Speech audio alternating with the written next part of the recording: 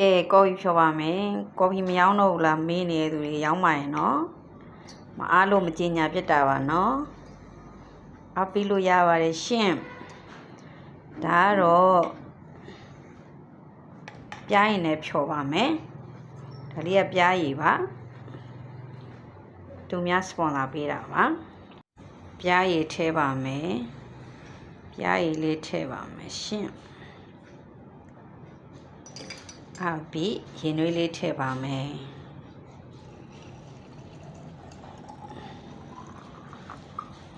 ပြီးရင်နှောင်မွေပါမယ်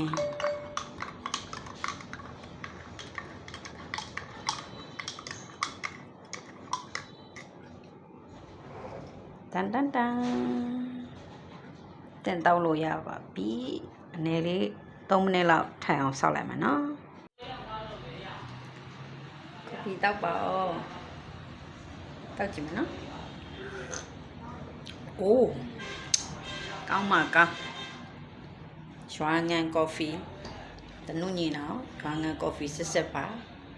တောက်ရှင်မှာယူတောက်လို့ရပါတယ်မိထီလာမျိုးရဲဆိုရင်တော့အယောင်ငွေချေပို့ပေးပါရဲ့ရှင့်ကျန်တဲ့နေတွေဆိုရင်တော့ Riot ရောက်တဲ့မျိုးတိုင်းပို့ပေးပါရဲ့နော်ဖုန်းလေးပဲဆက်ပေးနော်ဘိုင်ဘိုင်အားလုံးချစ်ပါတယ်